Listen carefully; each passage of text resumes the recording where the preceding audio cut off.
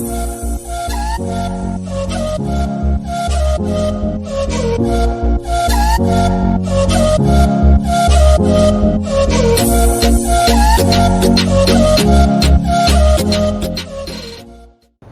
students, welcome to my channel Momentum. In yesterday's class we discussed about the concept of probability and few related terms. I hope आप सभी ने वो lecture अच्छे से देखा होगा और समझा भी होगा.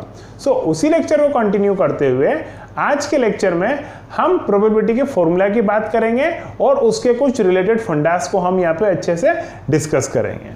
देखिए प्रोबेबिलिटी का फॉर्मूला क्या कहता है. I have written probability is equals to number of favorable outcomes upon total number of outcomes. बेटा हमने कल डिस्कस कर लिया था फेवरेबल आउटकम्स क्या होते हैं.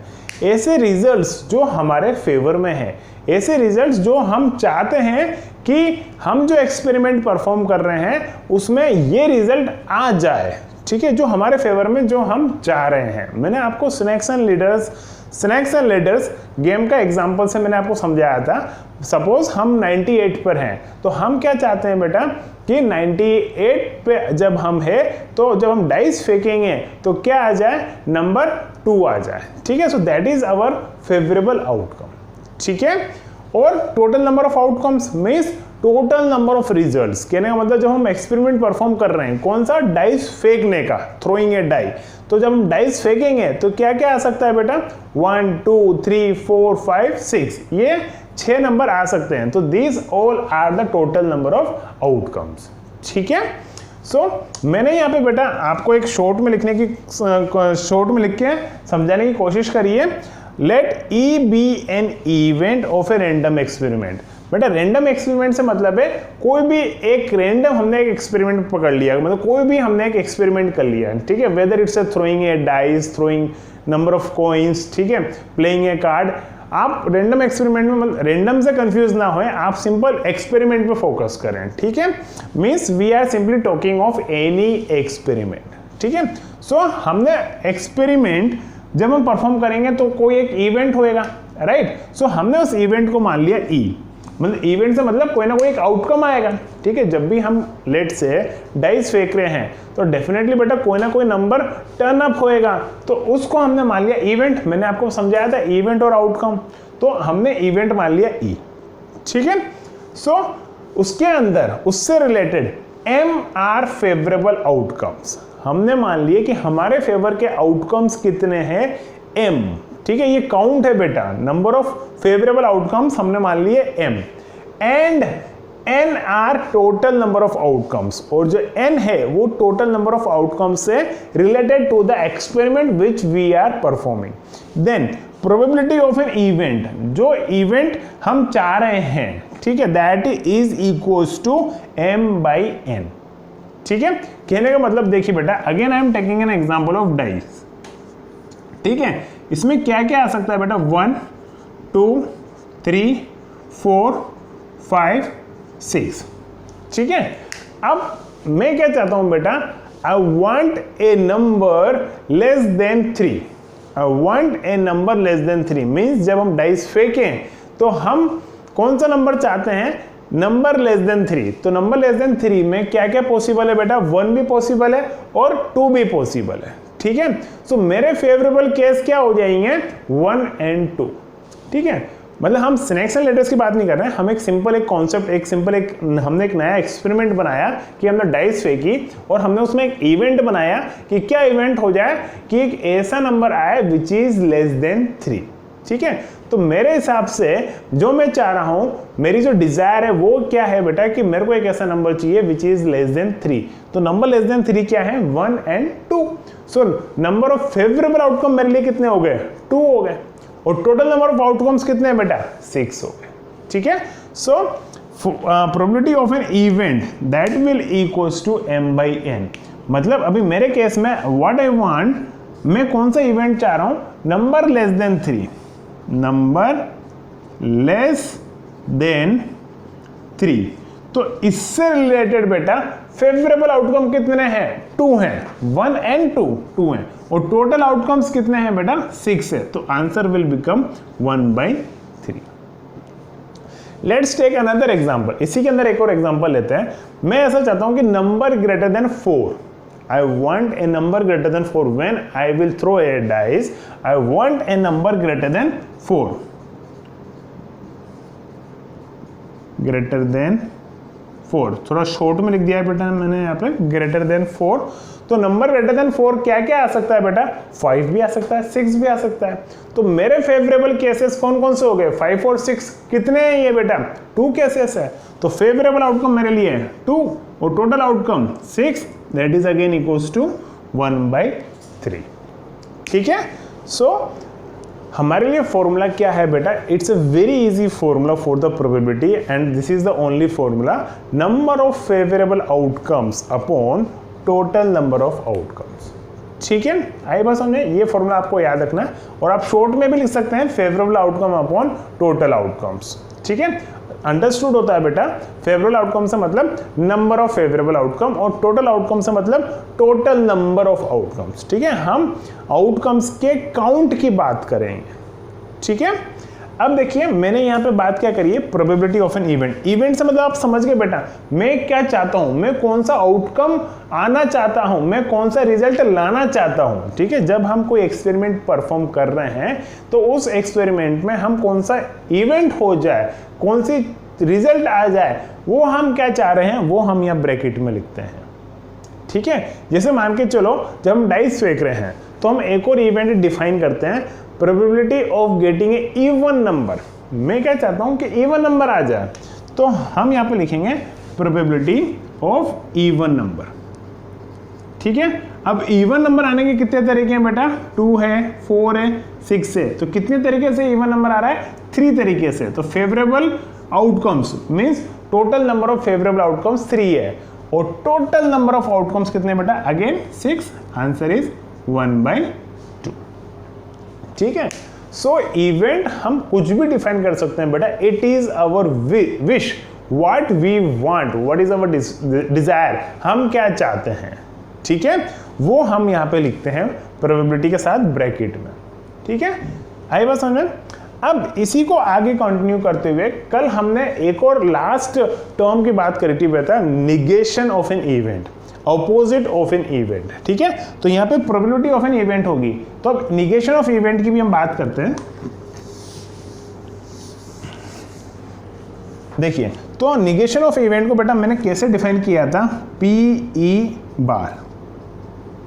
ठीक है, PE बार मतलब कोई इवेंट का होना और उसका अपोजिट ना होना। मैं आपको एग्जांपल से समझाता हूं। हम यहाँ पे कौन से इवेंट की बात करें बेटा? एक्सपेरिमेंट तो हमारा क्या था? डाइस को फेंकने का। ठीक है, उसमें कौन कौन से आउटकम्स आ रहे थे? 1 2 3 4 5 एंड 6, ये सब आ रहे थे।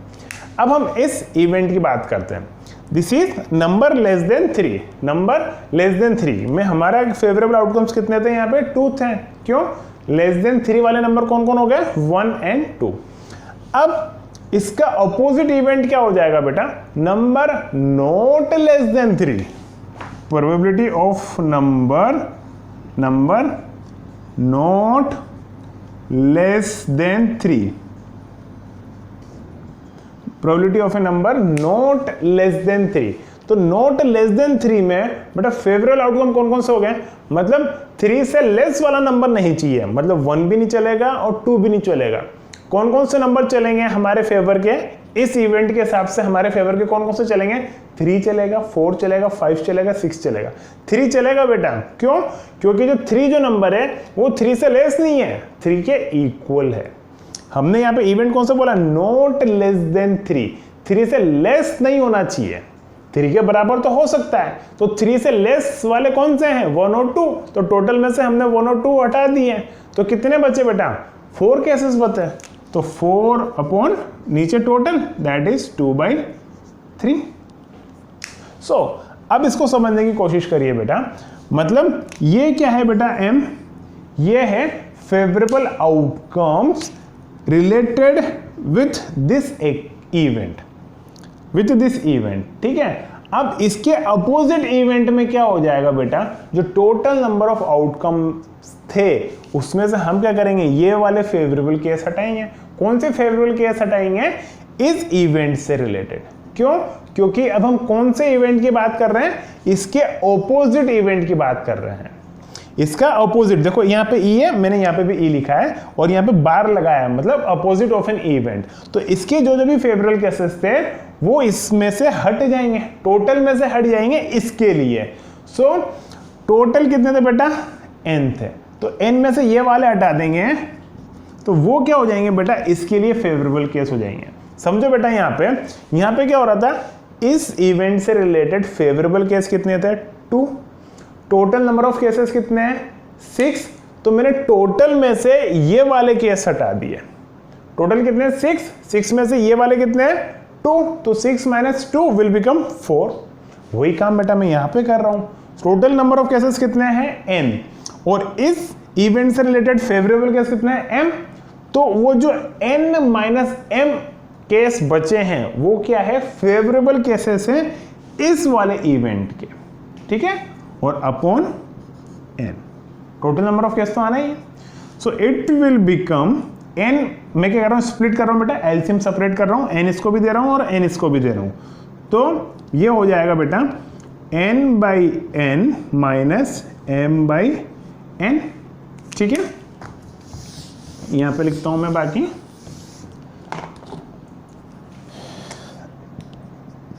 PE bar equals to n/n, cancel हो गया 1 हो जाएगा, माइनस m/n बेटा, m/n किसके बराबर है? Probability of a event. तो यहाँ पे आई कैन राइट PE। अब इस PE को मैं अगर मैं लेफ्ट हैंड साइड में लाता हूँ बेटा, तो इधर माइनस का है तो इधर आके प्लस में हो जाएगा। So what it will become? PE प्लस PE bar equals to 1. This is one of the most important result. मतलब कोई भी इवेंट की probability plus probability of negation of the same event is always equals to 1। मतलब कोई भी एक event का परफॉर्म होना और उस इवेंट के अपोजिट की प्रोबेबिलिटी का अगर हम सम करते हैं तो बेटा हमेशा 1 आता है। अभी बेटा मैंने यहाँ पे आपको एग्जांपल समझाया था, probability of number less than 3, वो क्या आ रहा था बेटा हमारा? 2/6 दैट इज इक्वल्स टू 1/3। फिर हमने क्या करा था? नॉट लेस देन 3, तो इसमें हो गए थे बेटा हमारे 4/6 दैट वाज इक्वल्स टू 2/3। अब ये वाली प्रोबेबिलिटी दोनों को ऐड करें बेटा अपन, means 1/3 plus 2/3 that is equals to 3, 1 + 2 3/3, answer is 1। मैंने आपको यहाँ से क्रॉस चेक करके बता दिया इस एग्जांपल से इस वाले रिजल्ट को। आप हमेशा याद रखना बेटा, कोई सेम इवेंट का होना और उसके निगेशन की प्रोबेबिलिटी, दोनों की प्रोबेबिलिटी का अगर हम सम करते हैं तो ऑलवेज वी विल गेट 1। कई क्वेश्चन से बेटा हमारे पास ये रिजल्ट काम आएगा, ठीक है।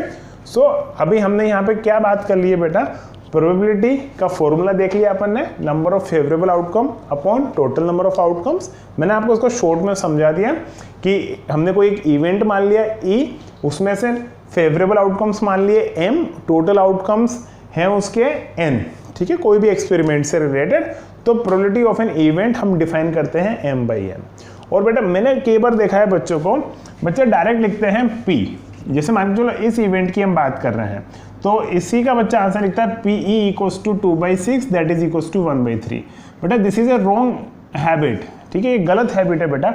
आप यहाँ ब्रैकेट में इवेंट जरूर डिफाइन करें, कौन से इवेंट की आप प्रोबेबिलिटी निकाल रहे हैं आप उसको जरूर डिफाइन करें। आंसर तो आपने मैच करा दिया, आंसर ठीक है, कोई दिक्कत नहीं है, ठीक है, नंबर भी पूरे मिलेंगे, but it's not a good habit, ठीक है। आप ब्रैकेट में इवेंट हमेशा डिफाइन करें, क्योंकि आपको जो प्रोबेबिलिटी के क्वेश्चन मिलेंगे बेटा उसमें आपको 5, 6, 4 इतने पार्ट्स मिलेंगे, मतलब एक क्वेश्चन में इतने पार्ट्स आपको मिलेंगे। तो और हर पार्ट में आपको प्रोबेबिलिटी फाइंड करनी है, तो आप हर केस में बेटा प्रोबेबिलिटी ब्रैकेट में लिखें इवेंट और फिर उसको सॉल्व करें, ठीक है, हर पार्ट में आप ऐसे ही करें। सो यहाँ पे हमने एक इंपॉर्टेंट रिजल्ट और देख लिया, ठीक है, PE प्लस PE बार इक्वल्स टू 1। ठीक है, अब इसी को कंटिन्यू करते हुए हम एक और इंपॉर्टेंट रिजल्ट यहाँ पे डिस्कस करते हैं। वो होगा बेटा प्रोबेबिलिटी के आंसर की वैल्यू की रेंज, मतलब प्रोबेबिलिटी का जो आंसर है वो कहाँ से कहाँ तक का आ सकता है या क्या आएगा। ठीक है, मैं एक चीज़ आपको यहाँ पे जरूर बता दूं बेटा, प्रोबेबिलिटी ऑफ एन इवेंट हमने लिखा है बेटा m/n। m से मतलब क्या है बेटा, फेवरेबल आउटकम्स, और नीचे क्या है, टोटल आउटकम्स। अब देखिए अगेन मैं डाइस का ही केस ले रहा हूँ, हमने एक डाइस का ही केस लिया, उसमें क्या क्या आ सकता है 1 2 3 4 5 6। तो m तो हमारा फेवरेबल आउटकम है बेटा, ये हमारे फेवरेबल आउटकम है, और ये हमारे टोटल आउटकम है। तो देखिए यहाँ पे मैं एक ऐसा एक इवेंट ले रहा हूं, देखिए मैं एक इवेंट डिफाइन करता हूं, I want a number greater than 6 when I throw a die, I want a number greater than 6। बताइए बेटा ऐसा पॉसिबल है क्या, जब मैं एक सिंगल डाइस फेंकूं और मेरे को एक ऐसा नंबर मिले जो ग्रेटर देन 6 हो? Not possible. क्यों? क्योंकि जो डाइस पे नंबर्स होते हैं वो 1 से लेकर 6 तक ही होते हैं।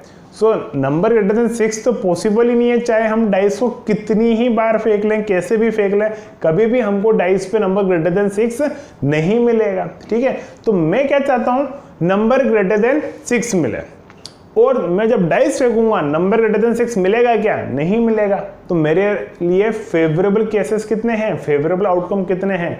0 हैं। एक बार भी मेरे को नंबर ग्रेटर देन 6 नहीं मिलेगा। तो फेवरेबल आउटकम्स मेरे लिए क्या है? 0 हैं। समझना बेटा बात को इस वाले केस में। ठीक है, now I define another event, when I throw a dice I get a natural number. जब मैं डाइस को फेंकूं तो मेरे को क्या मिले बेटा? नेचुरल नंबर मिले। ठीक है, मैंने डाइस को फेंका 1 आया, डाइस को फेंका 4 आया, डाइस को फेंका 2 आया, फिर डाइस को फेंका 3 आया, फिर फेंका 5 आया, फिर फेंका 6 आया। So in all the cases, whenever I am throwing a dice under any circumstances, at any time, at any place, if I throw a dice, always I will get a natural number, क्योंकि 1 से लेकर 6 तक, ठीक है, और infinite तक, ठीक है ना, we have infinite natural numbers starts from 1। ठीक है, तो 1 से लेकर 6 तक ऑल आर नेचुरल नंबर। ठीक है, तो जब भी मैं डाइस फेंकूंगा तो मेरे को हमेशा क्या मिलेगा? नेचुरल नंबर ही मिलेगा। तो मेरे यहाँ पे जब डाइस फेंकूंगा तो नेचुरल नंबर मिलने के कितने केसेस हैं, कितने तरीके हैं? 6 केसेस हैं, क्योंकि 1 आया, 2 3 4 5 6, सो 6 तरीके से मेरे को यहाँ पे नेचुरल नंबर मिल सकता है। तो मेरे लिए फेवरेबल केसेस कितने हो गए बेटा? यहाँ पे 6 हो गए। और total number of cases, total number of results, total number of outcomes कितने हैं? 6 हैं।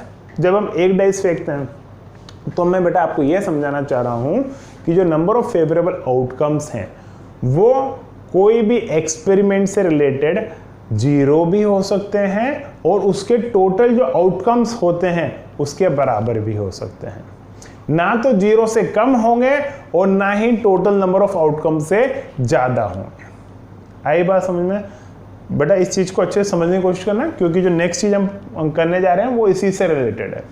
Again I repeat, number of favourable outcomes will और can be equal to 0 and can be equal to the total number of outcomes. ठीक है, जो total number of outcomes है कोई भी एक्सपेरिमेंट से रिलेटेड, उसके बराबर भी फेवरेबल आउटकम हो सकते हैं, और कोई भी एक्सपेरिमेंट से रिलेटेड जितने भी आउटकम्स होंगे, हमारे जो फेवरेबल आउटकम्स हैं हो सकता है 0 भी हो। जैसे कि मैंने यहाँ पे इवेंट डिफाइन किया था कि आई want a number greater than 6, तो नंबर ग्रेटर देन 6 यहाँ पे पॉसिबल ही नहीं है। इवेंट तो कुछ भी डिफाइन करो ना, हमारी इच्छा, किसी की भी प्रोबेबिलिटी निकलवाएं। मैंने बोल दिया आई want a number which is a multiple of 10, भाई डाइस फेंको, आई want a number which is a multiple of 10, नहीं आएगा बेटा, क्योंकि 10 के मल्टीपल क्या है? 10 20 30 40 60 एंड सो ऑन। जब मैं डाइस फेंकूंगा तो ऐसा कोई नंबर डाइस पे आएगा ही नहीं। ठीक है, तो फेवरेबल आउटकम्स 0 भी हो सकते हैं और favourable outcomes total number of outcomes के बराबर भी हो सकते हैं। सो कहने का मतलब number of favourable outcomes in दोनों के बीच में ही लाई करते हैं और इन दोनों के बराबर भी हो सकते हैं। सो देखिए what I am going to write. So M को मैंने क्या बोला है बेटा, favourable outcomes. So it can be equals to 0, also it can be equals to total number of outcome. ठीक है, मतलब एक केस में जो नंबर ऑफ फेवरेबल आउटकम 0 भी हो सकते हैं और number of favourable outcomes total outcomes के बराबर भी हो सकते हैं।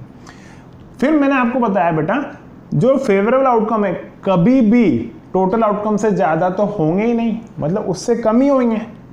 तो ये हो गया बेटा हमारा यहाँ पे लेस देन इक्वल्स टू, मतलब इक्वल टू वाली केस भी आ गया और लेस देन वाला केस भी आ गया, कभी भी टोटल नंबर ऑफ आउटकम से ज्यादा नहीं होंगे। ऐसे ही बेटा यहाँ पे क्या हो जाएगा, जो फेवरेबल आउटकम है हो सकता है 0 के बराबर हो और हो सकता है 0 से बड़े हों। तो ये फेवरेबल आउटकम्स की जो रेंज है वो क्या है, that is greater than equals to 0 and less than equals to n, means total number of outcome. ठीक है, अब देखिए बेटा आगे चलते हैं। ये एक इनइक्वालिटी मिल गई है हमको, हमने क्वाड्रेटिक इक्वेशन में भी पढ़ी थी इनइक्वालिटी। ठीक है, अब मैं क्या कर रहा हूं, इस इनइक्वालिटी को, कंप्लीट इनइक्वालिटी को मैं n से डिवाइड कर रहा हूं मैं। ठीक है, तो 0/n, m/n, n/n, तो 0 divide by any number is always equals to 0। m/n बेटा किसके बराबर है, m/n is equals to the probability का formula PE and this is equals to n से n cancel 1। So this is another important concept. क्या है बेटा ये, कि probability of an event always lies between 0 and 1, can be equals to 0, can be equals to 1 and always liable between 0 and 1। कभी भी probability का answer बेटा 1 से ज्यादा आएगा ही नहीं, प्रोबेबिलिटी का आंसर कभी भी 0 से कम आएगा ही नहीं। अगर आपने सोल्व किया और आंसर अगर 1 से ज्यादा आ रहा है तो बेटा समझ जाना आपने कहीं ना कहीं मिस्टेक की। It's 100% clear from this concept कि प्रोबेबिलिटी का आंसर 0 हो सकता है, 0 से बड़ा हो सकता है, but it will not exceed 1 से कभी भी ज्यादा नहीं होगा, 1 के बराबर भी हो सकता है। ठीक है, सो this is the range of the probability का आंसर। प्रोबेबिलिटी के आंसर की ये रेंज है कि यहां से यहां के बीच में ही आएगा। रिमेंबर इट बेटा, ये काफी बार आता है। ठीक है, और इस चीज पे कई बार क्वेश्चंस पुटअप हो जाते हैं। ठीक है, याद रहेगा। अब देखिए बेटा बात यहाँ पे उठती है, एक यहाँ से एक कॉन्सेप्ट और एक फंडा और यहाँ से उठता है कि अगर कोई प्रोबेबिलिटी का आंसर 0 है तो वो इवेंट किस तरह का इवेंट है, उस इवेंट को हम क्या कहते हैं, उस इवेंट को हम कहते हैं बेटा इम्पॉसिबल इवेंट। प्रोबेबिलिटी का आंसर बेटा 0, PE equals to 0 means that event is called as impossible event। ये कहलाता है बेटा इम्पॉसिबल इवेंट। वो इवेंट हो ही नहीं सकता। जैसे डाइस में मैं चाहता हूं नंबर ग्रेटर देन 6, आ ही नहीं सकता। In any case I can't get a number greater than 6 if I throw a single dice. अगर मैं एक डाइस फेंकता हूं तो I will not get a number greater than 6, so that is a impossible event.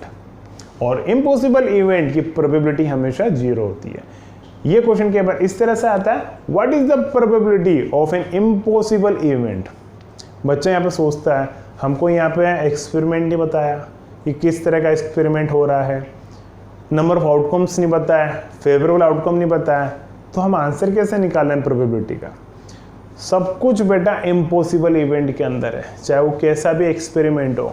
We are talking of impossible event, then answer of probability of impossible event is always 0। ठीक है, तो उस केस में answer क्या बनता है 0। ऐसे कि ऐसे ही बेटा प्रोबेबिलिटी का आंसर 1, PE कोई एक इवेंट है, उसका आंसर कितना है बेटा 1।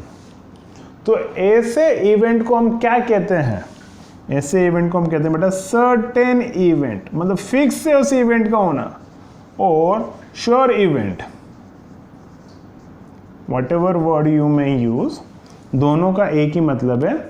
सर्टेन इवेंट, श्योर इवेंट, मतलब उस इवेंट का होना पक्का है इन ऑल द केसेस। आप कुछ भी करो, कैसे भी एक्सपेरिमेंट परफॉर्म करो, वो इवेंट हमेशा होगा ही होगा। सो उस इवेंट की प्रोबेबिलिटी कितनी आएगी 1। जैसा कि मैंने अभी आपको बताया था example, probability of getting a natural number when we throw a dice, जब हम डाइस को फेंकते हैं तो नेचुरल नंबर आने की प्रोबेबिलिटी क्या होगी। तो नेचुरल नंबर आने की प्रोबेबिलिटी बेटा हमेशा when we throw a dice is always equals to 1, क्योंकि हर बार क्या होगा बेटा नेचुरल नंबर आएगा। श्योर है, जब भी हम डाइस फेंकेंगे ये पक्का है कि नेचुरल नंबर आएगा। कितनी बार भी डाइस को फेंक लो, कैसे भी फेंक लो डाइस को, हमेशा नेचुरल नंबर आएगा ही आएगा। It is confirm, it is certain, it is पक्का कि नेचुरल नंबर आएगा ही आएगा। सो उस इवेंट, ऐसे इवेंट की प्रोबेबिलिटी का आंसर हमेशा 1 होता है। मतलब क्वेश्चन ऐसे भी आ सकता है, what is the probability of certain event, what is the probability of sure event, answer is equals to 1। यहाँ पे आपको ये नहीं पूछना है कि फेवरेबल आउटकम्स कितने हैं, टोटल आउटकम्स कितने हैं, एक्सपेरिमेंट क्या है, no need to bother about it, directly write the answer as 1। ठीक है, आई बात समझ में। सो अभी इम्पॉसिबल इवेंट, ये बात ध्यान रखना, सर्टेन श्योर इवेंट, ये बात ध्यान रखना, इनकी प्रोबेबिलिटी का आंसर कितना है ये ध्यान रखना, और प्रोबेबिलिटी का आंसर आपका जो भी निकला है वो ये ध्यान रखना कि 1 से बड़ा तो नहीं आ रहा, 1 से बड़ा कभी भी नहीं आएगा बेटा। ठीक है, 1 से बड़ा कभी भी नहीं आएगा। अगर कहीं आ गया आपका तो समझ लेना बेटा 110% आपने कहीं ना कहीं मिस्टेक करी है। ठीक है, सो this is all about the formula of probability. Probability का फॉर्मूला क्या होता है मैंने उसमें आपको फिर शॉर्ट में लिख के बताया, m/n। m क्या है, n क्या है, ये मैंने आपको बताया। ठीक है, फिर उसके बाद हमने probability of negation of an event की बात करी, फिर हमने probability of a event plus probability of negation of event is equals to 1। इस एक रिजल्ट की हमने बात करी, ये रिजल्ट कैसे आया ये हमने डराइव करके देखा। नंबर ऑफ फेवरेबल आउटकम्स कहाँ से कहाँ के बीच में लाई करते हैं, 0 से लेके टोटल नंबर ऑफ आउटकम्स के बीच में, उनके बराबर भी हो सकते हैं। फिर हमने ये बात करी कि प्रोबेबिलिटी ऑफ एन इवेंट कहाँ से कहाँ, मतलब प्रोबेबिलिटी का जो आंसर है वो किसके बीच में आ सकता है और किस किस के बराबर रह सकता है।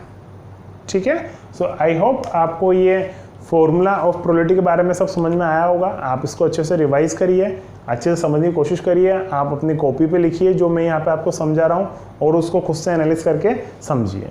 ठीक है, सो अब आज की क्लास में बस इतना ही था। नेक्स्ट क्लास में अब हम क्वेश्चंस की बात करेंगे प्रोबेबिलिटी कॉन्सेप्ट के ऊपर। So thank you so much for watching the video and bye.